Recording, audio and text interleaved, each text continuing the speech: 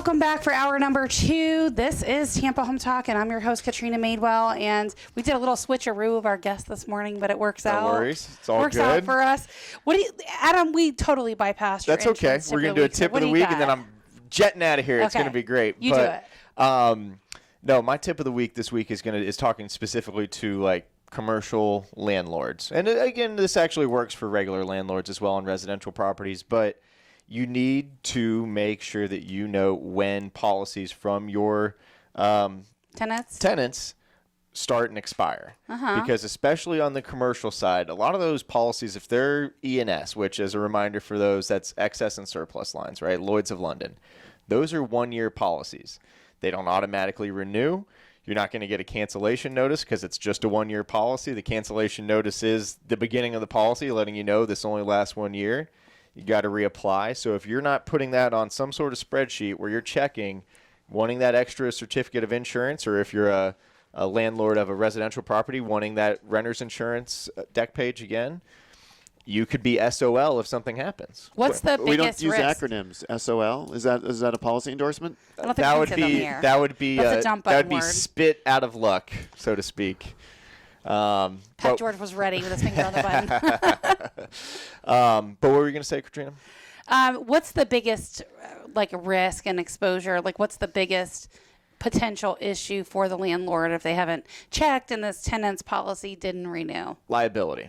Yeah, right. That's the main thing is liability, right? So you don't want to be in a situation where somebody's on your property, they get hurt, and now you're responsible due to somebody else's negligence. Because you own it and the tenant didn't renew. And as Aaron or any other attorney that we bring on here will tell you, their modus operandi is to sue everybody and see what sticks, right? So you want to make sure that there's that extra buffer, that layer to protect you, because you don't want a liability claim following you around, because that will be it's going to cost you later when you go to renew. Right? If you've got those insurance questions, highly recommend that you call or text our off-air number so Adam can answer them. Let him explain your policy to you. Right. Let him see if you have enough coverage, whether it's on your home or your business. Absolutely. Or your boat, right? Or you your boat. Or if you can own it or sue it, we can help you out.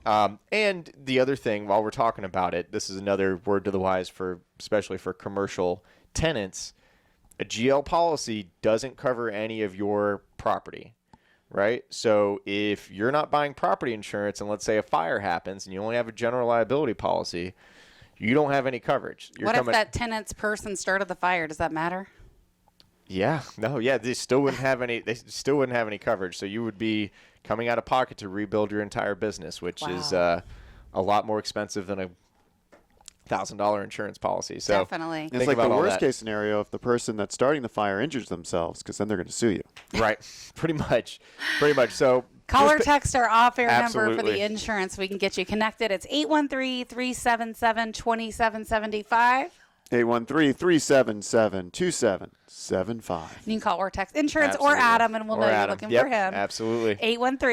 813-377-2775. Awesome. Everybody have a great weekend. I guess we have to bid thee farewell. You are out. Yes, so ma'am. you can listen to the rest of the show in the car on your way out. And let's roll to our other review real quick. Let's get that wrapped up and out of the way. Last one for the hour, and then we'll bring our guest in for the final segments. So hot off the press from... Can't mention their name, but this person does have multiple reviews on Google, so they're an actual Mr. Bell. person. Does it tell you how many? 3. Oh, okay. And this is a week ago. Also positive, professionalism, responsiveness. Our experience working with the Madewell Group was fabulous. Or should I say fabulous? Fabulous.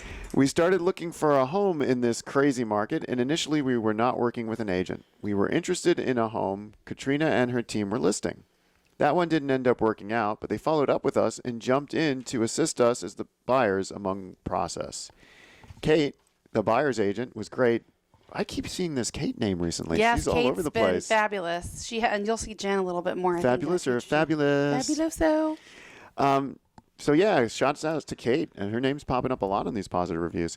Kate, the buyer's agent, was great. She would meet us on time and remained in constant communication. Even when we were out of state, she remained in contact and would do virtual walkthroughs, pointing out any flaws in the homes. The team goes above and beyond the call of duty.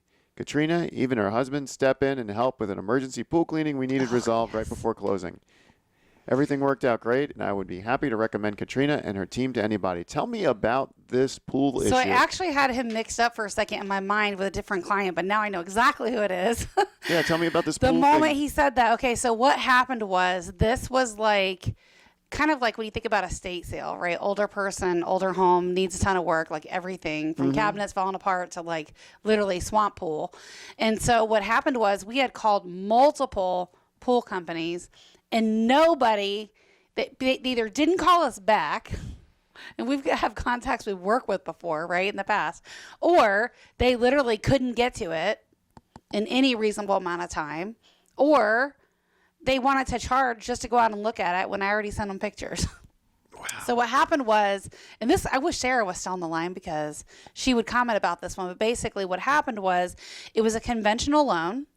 And while that would not have passed FHA or VA, right, these greenish black pools, because of the condition, Fannie Mae considered it a hazard and sanitary issue. Well, yeah.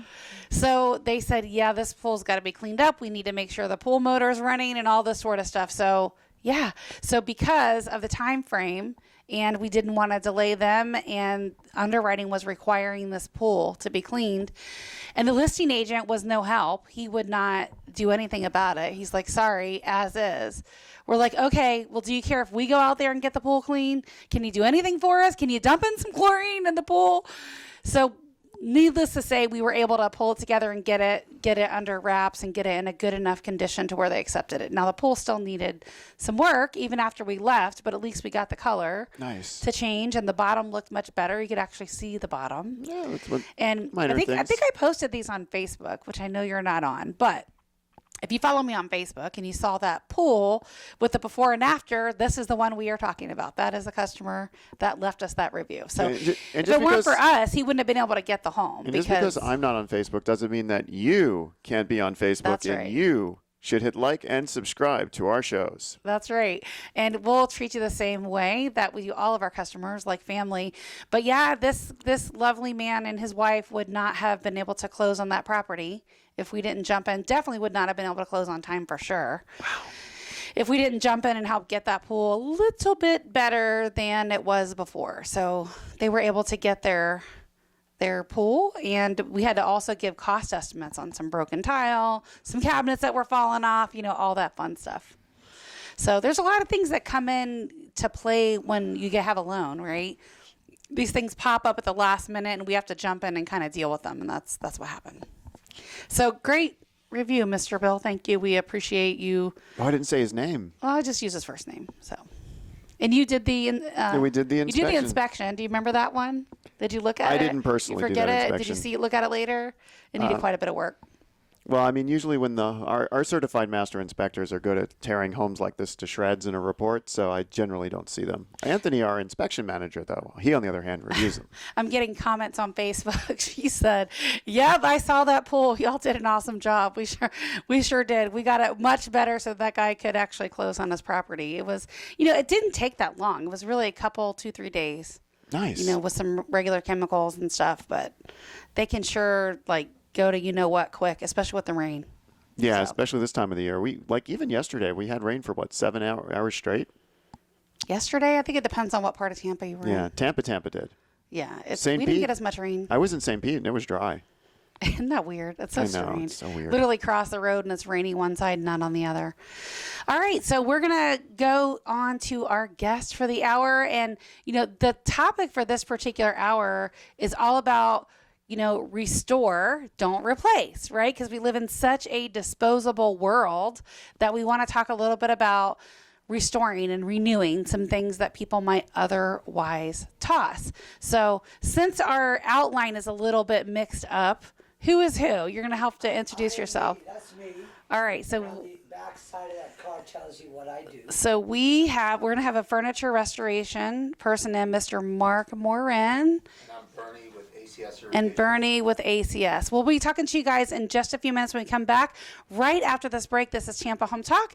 Hang on to our off-air number because you might want to connect with these guys off-air, 813-377-2775. You can call or text to connect with any of our guests anytime, myself, Adam, Leo, 813 813-377-2775. Stick around. We'll be back right after this very quick break. Back in a moment.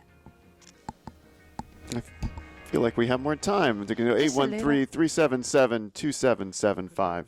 That's 813-377-2775. I had...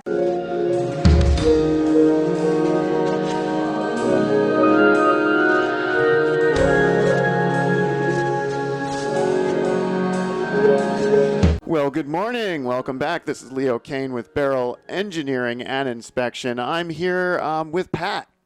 How are you doing this morning, Pat? And Pat's not here either. Fine. Oh, I'm here. That's awesome. I'm so glad you're here. I just had to find the buttons. It's been so long since you guys have interacted with me. I couldn't find the mic button. Really? I mean, I want to say we interact with you on a regular basis, Pat. Yeah, you probably do. I really had to turn down the other radio show I was listening to. So I understand the home show is coming up that we will be broadcasting from. Is that We will. Is that early September? When is that home show? September 3rd through the 6th.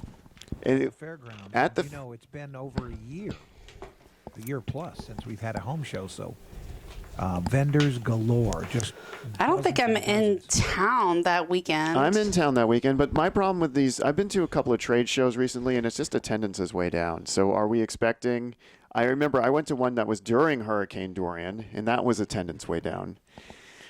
Well, the COVID numbers are way up, so I don't know what that's going to look like, because, well, I mean, I think it could affect things. I saw something somewhere. There were so COVID's many. back. Well, yeah, and it's back different. And I forget, I think maybe it was Hillsborough or Tampa had more firefighters out with COVID than the first. didn't hear that one. Yeah, I caught a quick glance of it and didn't quite catch the whole thing. So The September 3rd through the 6th at the Florida Fairgrounds, we will be broadcasting from the home show. It'll be fun. Correct. yep. And All we'll right, get to it hang out might with be Pat. you without me because I may not be here. So That's fine as long as I have Mimu and we have the new lovely assistant whose name is Shayna. Shayna, yep, that's right. It's going to be great. All right, so let's roll on over to our guest since we're back. So we have Mr. Mark Morin.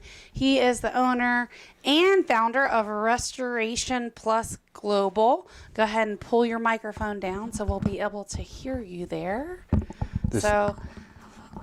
This right here. No, sorry. Well, we'll get him all fixed up here in a second, and then we'll bring him in. So he does furniture restoration, and let's go ahead. Let's roll to Mr. Bernie for a moment with ACS Irrigation. You're the owner, operator, and manager. Let's chat a little bit about what you do while we get Mr. Mark all straightened out. So tell us about your business. Well, hopefully I'm not all those titles because I'll go crazy if I'm hold all those titles. Which one? Which is the correct one? I'm just here? the owner, and Okay. we're we service in Hillsborough County, Polk County. We do irrigation, sprinklers, drainage, and well pumps. Okay. Basically, a lot of our customers are residential. We do about 10% commercial accounts. So we serve a lot of the commercial accounts. I mean the residential accounts. So do you have like a service call fee or anything? Our If someone- our service call is $95. Okay. To get out there. It's just the demand is like crazy. We're like the right now we're the number one rated in Tampa. That's awesome. yeah. What platform? Google's. Okay. Google reviews. We got over like 337. Wow. I believe. Yeah. So you guys, most of your business is the irrigation portion of it. Sprinkler, irrigation. There's a lot of this. The sea rising and drainage. Drainage has been picking up like crazy because of, all the flooding everywhere. It's like that industry is just like basically irrigation has always been like our main thing that we do, but drainage is a new thing that we've been seeing that it's been coming up. Give me an example of one of the jobs, like when you say drainage. Drainage, what's going on? it's like your French drain. Sometimes you're having water Got it. accumulation in So you guys are installing French drains. French so like drains. if the backyard is not draining properly, or there's some. The rainfall, mostly what happens is rainfall, just have standing water.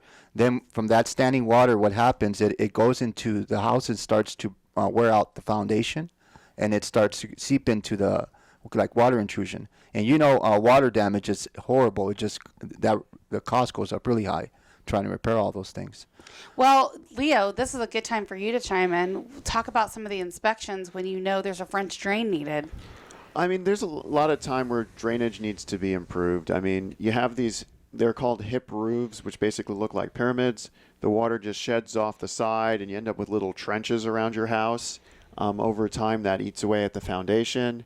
You have these swales they put in, some of the developers do, create swamps basically between houses. These are both scenarios where a French drain can come in handy. I've seen some properties too with just the way they're graded. I mean, I remember one property that I sold, the backyard was so much higher and everything kind of flowed towards the house. And Yeah, with grade, if you do grading, you know, the way I see it, and when you have a drainage problem, you know where the standing water is at. And if you start grading areas and you're going to start moving water around, and you can cause another problem to your neighbor or to a different Yeah. location. I don't think people realize when you move water, it can affect the neighbors big time. Yeah, then you get your neighbors flying like on a boat or something. I really ruined it for them. I mean, the key to moving water is you really want to move it towards the street, or you want to move it towards the backyard, like the backyard area. Yeah, if you can. If you can, it just depends. This one I was talking about sloped way up in the back and went down, so that wasn't an option. It was only taking it to the street. Yeah, in that scenario, you have to take it to the street. And then if you live in a subdivision, that's what they call platted subdivision, where a developer has taken a tract of land and said this is where all the houses are going. That plat actually has the grading arrows on it showing you which direction the water needs to flow. So I imagine I just talked to a customer yesterday that has had like crazy high water bills, which she said nothing was on in the house is likely a sign of an irrigation leak, right? Or maybe a plumbing leak to the street. There's a combination of things that can cause a high water bill. It can be a plumbing leak or it can be an irrigation leak, but you have to do like a water leak test. There's a gauge on that water meter that spins, and that tells you exactly if there's like a light. If there's light spin, that means there's like a certain test you have to do, because you have to shut off your irrigation and keep the water going in the house, so that way you can make sure that if that gauge is spinning, that means it's coming from the house. Yeah, trying to isolate where it is. Are you using a leak detection company before you get there? No, we first use that kind of setup. Most of the times, like 90% of the time, we're able to identify the problem by doing that, like a water leak test in the gauge, in the meter. Yeah, we Got do the it. same thing during our inspections. We take a look at the meter with all the water off, and we make sure that triangle isn't spinning. It's amazing how fast that triangle spins. I mean, it can Yes. just be like one of those once Even a every small 5-second drip, and that arrow is just spinning.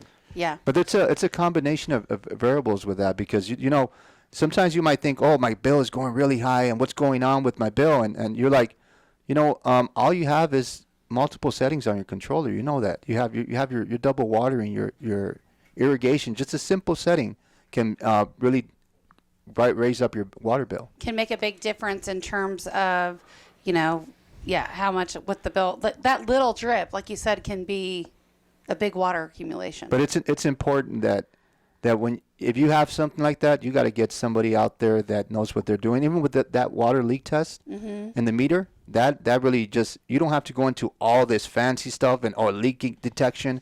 First, do the simple basics, things. See if the meter's spinning. Yeah, and then check your controller and see if the controller has multiple settings. It's something so simple. It can be something so simple.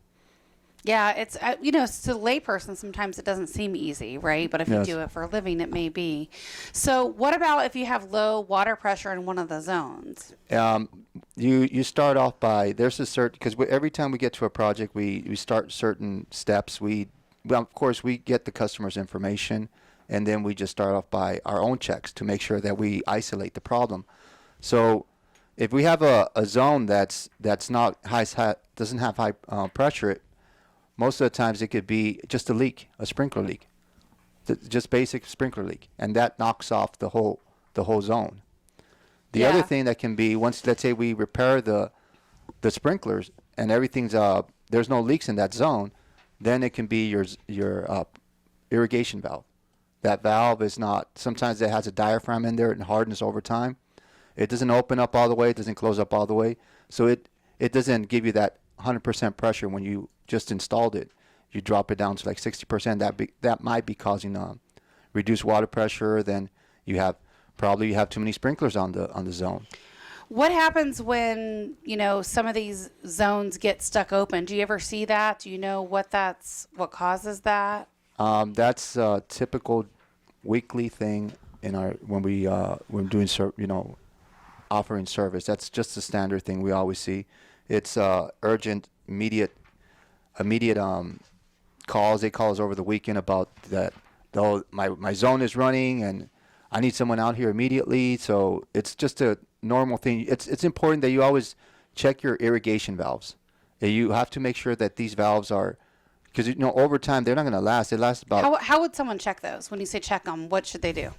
They should go into the irrigation box. If you see some kind of flooding, or if you see your valves completely covered up with dirt, and you see them, you can see the wear and tear on these valves. Or if you see some kind of dribble or leak on it, that's the time when you got to, I need to take care of this before it just stays stuck and open. If this is not your thing and he is speaking another language to you, I would suggest you call or text us and we'll get you connected with Bernie. Yeah. 813-377-2775. That's our off-air number. And you can call or text and we'll get you hooked up with Mr. Bernie to check out what's going on with your irrigation system. Or if you need a French drain, 813-377-2775. We'll be right back.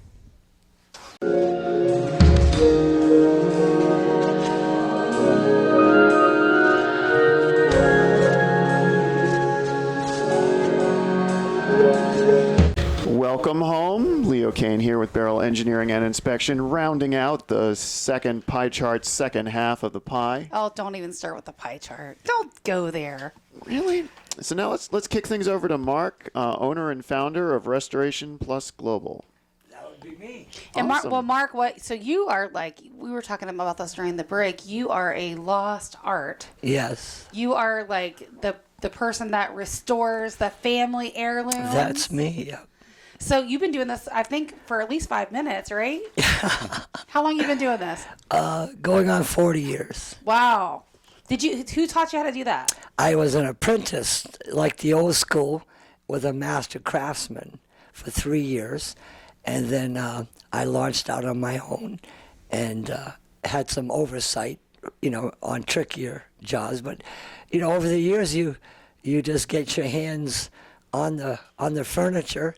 Best way I have found to learn is just to get your hands, right in the midst of where you need to. What were some of the big mistakes that you made early on when you were learning? Well, we have to match colors. We have to. I spent 6 hours one time just trying to match a color, because we stain, we refinish, we fix a lot of broken. I think a lot of what we do is broken things.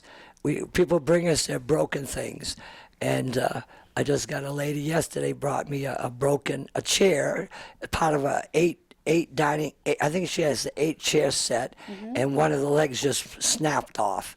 So my job and my skill is to put that leg back on and make it brand new again. Are you seeing because I know some of the old furniture goes by the wayside and there's not as much of a demand for it. People want the, disposable stuff you get from some of the big box stores. But some people really want the traditional older furniture, or it's something that's been around for a long, long time. So, so you don't change it. Your goal is to bring it back to its original condition. Yeah. You're not going for the new look, right, No. on grandma's stuff. No, we on our car we said we make all things new. Basically, we take something that's been damaged or broken or loose. A lot of the chairs are loosey-goosey, like the joints are loose. Or, over time, tables, legs, all kinds of things. Imagine, we just did a 100-year oak dining room set. So do you go to people, No, or are they coming to you? No, they're all so bringing. somebody has to load up that big table. Yeah, Okay. unfortunately. Yeah, we used to be more mobile, but my daughter is taking over. My daughter's been my apprentice since she's been a little fella. Oh, wow. Yeah, so her name is Abigail, and Abby is she's fully, she's better than I am. She's, she's young. She's only 27. So she has, that millennial creativity. I'm pretty much old school. I'm going to make that sturdy, strong, make it look pretty. Not as pretty. I'm more interested in making that chair work. Strong, Now, I can't make yeah. it pretty. and we've got a lot of great reviews on Facebook So and Google. I'm curious, with people getting away from some of like the older style furniture, are you seeing a little bit of a demand for some of the retro stuff from like the 60s and 70s? I Because do, it seems like yes. those have a little bit of their own market. Yeah, I do a lot of 60s, 70s, 80s, and then I do some. Some people just buy a brand new set. Now the furniture, a lot of the furniture today isn't made quite like it used to be made. They don't use solid wood like in the old days. So I do have to repair like some broken tables or different things that happen on furniture that isn't maybe built like the old school method of really crafts. A lot of them are just stapled together, some of the furniture. But we work on a lot of grandma's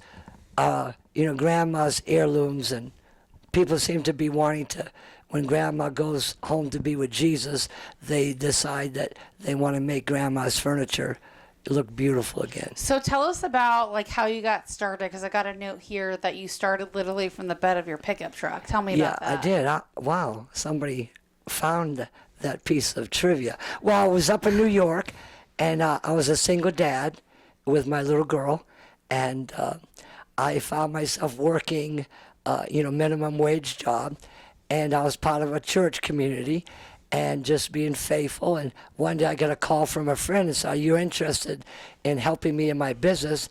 I need an apprentice." And I said, "Well, what kind of business do you do?" And they told me. And I said, "Well, yeah, I think," because I was praying about a job that I would make more than, at that time we were $10 an hour, and that sort of thing up in Schenectady, New York, in the tri-areas. And I said, "Yeah." And I heard that you were a faithful young man with a young daughter, and you're looking to have a career. I said, "I'm looking for a career." And I spent 3 years. His name was Steve, and he taught me the trade, which he had been doing for over 20-something years at the time. And I just gave myself to it.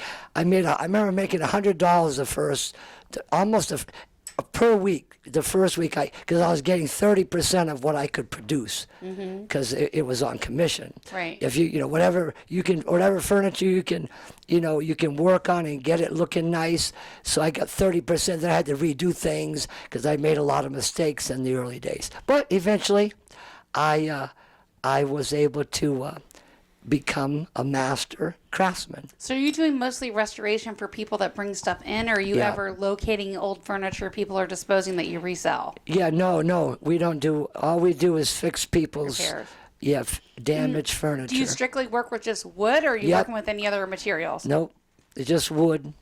Yeah, we don't do any upholstery. We just take wood that's been broken, damaged, or a lot of the wood needs to be restored, refurbished. One of the niches that we have that's really interesting is we can refurbish pieces without completely refinishing them. So we can take grandma's old oak table, and we don't have to sand it down to bare wood and start over. So what do you do? We refurbish it. Okay. What's that look like? That's great. I'm glad you asked, because refurbishing, not too many people can do it. And it's a niche we have, and people are amazed. They say, "What's the difference between refurbishing and refinishing?" Yeah, and what I is say, the difference? "Well, how about $1,000 or $2,000?" Well, other than the cost. Yeah, you want me to refinish your oak table? That would be $2,500, please. They say, "Well, what?" And I said, can buy a new "But table for wait." that. I said, "Wait." I said, "I can refurbish it for about $750." Really? What do you mean? I tell them what I do. I can make it new again. And I have, over the years, you learn and you discover certain, they're not so much tricks of the trade. You just learn an art. So what It's a craft. do you do? Like, how do you make it new for a fraction of the cost? Okay, so what I do, I have special oils, dyes, stains, and I know how to use them properly, and I know how to get to the point in the wood where that will penetrate. You with me? Because when you sand down, it's going to go in. Anybody can stain a sanded surface, but it's a skill to take a surface that has a finish on it, or a finish halfway gone, or something that's been anywhere in between. Worn, yeah. Worn, and make that that finish new again without having to strip it, sand it. And Sounds like less work too. well, that's by why far. 25. Say if you wanted me to refinish your mom's dining room table, we're talking $2,000 to $3,000, $2,000 to $3,000, because you're talking 50 hours of labor. Versus refurbishing, I can refurbish that maybe in 10 to 15 hours, and I don't have to charge you as much. So, what type of problems do you run into most when you're restoring the furniture? Oh boy. Matching colors is an art, because when you're trying to match and blend and make things look nice, you have to know colors. You have to be able to blend and use stains and oils. And see, we're really old school. We don't use polyurethanes. We don't use lacquers. We're old school. We use the old finishes. Wow. Like back your grandma's piano was a shellac finish. They didn't have all these high-tech finishes. So that's an old. I'm not afraid to tell you what's on that. It's called shellac, which is really the bug poop. Bug poop from no, really, it's Did you know that, Leo? it's bugs that poop, and the secretions not to be, but that's where they made shellac. They gathered that, it makes little sap on the trees, and they gather that and they make shellac or varnish. So when we use all these, we like oils, and we like plant-based oils. We're very low VOCs, which means we don't like toxicity. At my age, I can't afford to be smelling lacquers. I don't blame you. So I use all plant-based, water-based, and oils, and they're all natural. So, Mark, have you ever had a job that was so difficult that you had to turn it away or say no? Well, I'm pretty tenacious, and I can't say I've always. Well, I don't. Now I do turn away work. My daughter and I are very selective because we're a small family business. So we don't just take any job that people want us to do. We want to make sure it's within our niche, and we're always very honest. So we try not to do major refinishing, like I mentioned, because we don't like breathing all those chemicals involved. So we do, broken chairs for grandma, or grandma's heirloom passed down to their daughter or their son. Recently, I got a call yesterday, a young man's mother, grandmother actually gave him a piece of furniture, and he wants me to restore it. Do you have issues where some of this old furniture has like termite damage that they didn't know I've about? never seen termites, but there are occasions. It's rare. One time this guy brought me from. I was living in California at the time. He brought me. He says, "I have a chair that survived the earthquake of 1908 in San Francisco," but he said it's really shaky, and I want to use it. Can you help me out? I said. I was a little scared, but he brought it to me, and I had what he wanted me to do was make it strong again, and it was over 100+ years old. So usually wood is amazing. Like you see, you won't believe some of the wood that can. I mean, hundreds of years old. Some of the wood furniture, not that I fixed, but wood. If you go into cathedrals, into It's really old. Yeah. So wood is something that won't. Unless it gets some water damage. Now, I fix a lot of water damage.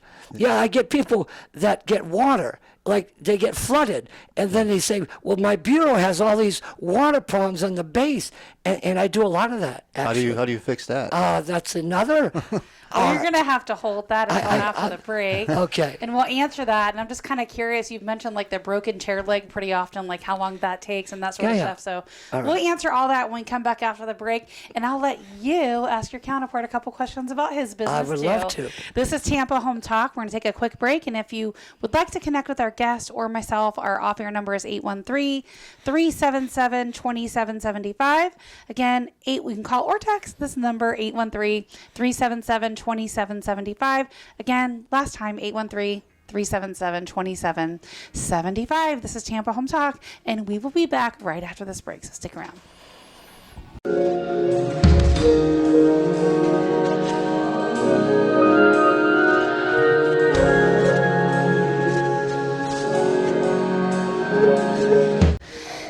And we're back.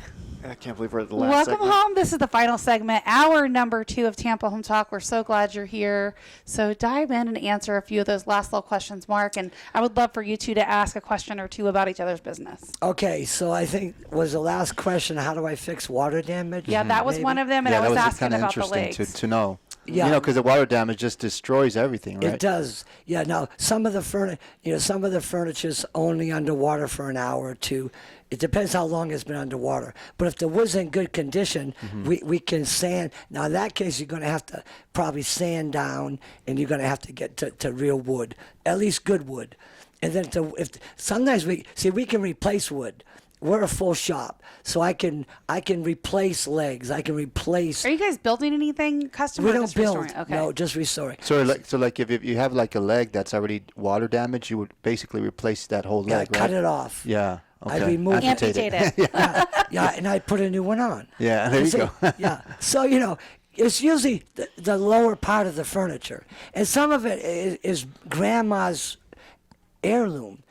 So, the biggest thing is getting it to our shop. Sometimes I do go to people's homes, like particularly little grandmas. Yeah. I'm not going to. They can't easily Yeah, load so stuff up and bring it in. I love grandmas, and I love single moms because we want to help.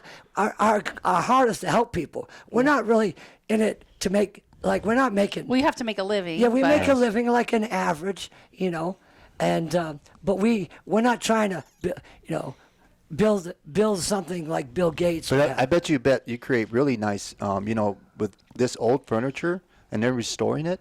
There's a lot of huge demand for that too. Like, Yeah, it's a very it's niche very market. beautiful furniture. Let me tell you what I did recently. You'll see it on Facebook or our website.